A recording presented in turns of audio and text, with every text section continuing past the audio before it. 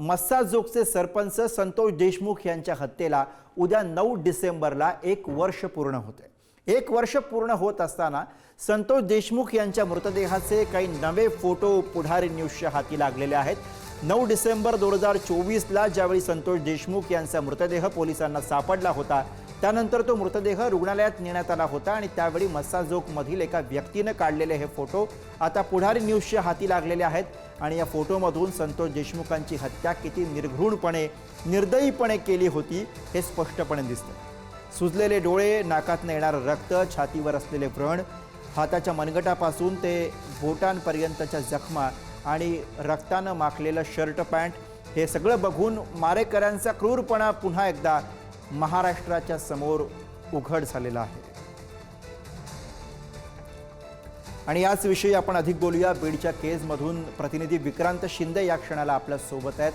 विक्रांत, हे फोटो पुन्हा एकदा आपल्या समोर आहेत आणि हे फोटो बघून अक्षरशः कुणाचंही हृदय हेलावेल असे हे सगळे फोटो आहेत। मात्र हे सगळे फोटो पुन्हा एकदा आपल्याला महाराष्ट्राला हेच सांगतायत की संतोष देशमुख यांचे हत्यारे किती पाषाण हृदयी होते।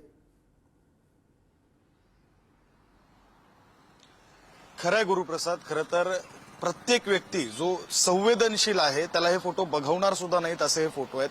संतोष देशमुखांच्या मृतदेहाचे बरेच फोटो आतापर्यंत समोर आले। सुरुवातीला त्यांचा एक पाठमोरा फोटो समोर आला होता। त्यांच्या शरीरावर, ज्याला आपण नखशिकांत म्हणतो, पायाच्या नखापासून ते डोक्यावरच्या केसापर्यंत कुठेही जागा उरलेली नाहीये जिथं मार बसलेला नाहीये, जिथं त्यांना व्रण त्यांच्या शरीरावर दिसत नाही, अशी कुठेही जागा उरलेली नाहीये। इतक्या निर्दयीपणे मारलेला आहे, इतक्या अमानुषपणे मारलेला आहे, केवळ चीड यावी असे हे फोटो आहेत। खरं तर मागच्या वेळी जेव्हा त्यांना ज्यावेळी मारलं त्यावेळीचे फोटो समोर आले होते, त्याचा जो परिणाम आहे तो महाराष्ट्रभर झाला होता, त्याचा परिणाम मंत्रिमंडळावर झाला होता। दुसऱ्या दिवशी धनंजय मुंडे यांना राजीनामा द्यावा लागला होता। अर्थात त्यांनी कारण दिलं होतं ते त्यांच्या प्रकृतीचं, मात्र आदल्याच दिवशी हे फोटो समोर आले होते आणि महाराष्ट्रभरातून संतापाची लाट उसळली होती। आता परिस्थिती अशी आहे की उद्या संतोष देशमुखांच्या हत्येला 1 वर्ष पूर्ण होतंय। नागपूरमध्ये हिवाळी अधिवेशन सुरू आहे आणि त्याच्या सगळ्याच्या तोंडावर पुढारी न्यूजवर आता हे नवे फोटो समोर आलेले आहेत। खरं तर या फोटोंना नवे म्हणणं योग्य नाही, कारण मुळात वर्षभरापूर्वीचे हे फोटो आहेत। मात्र या फोटोमधून पुन्हा एकदा तेच लक्षात येते की हे मारेकरी किती निर्घृण होते, किती पाषाण हृदयी होते।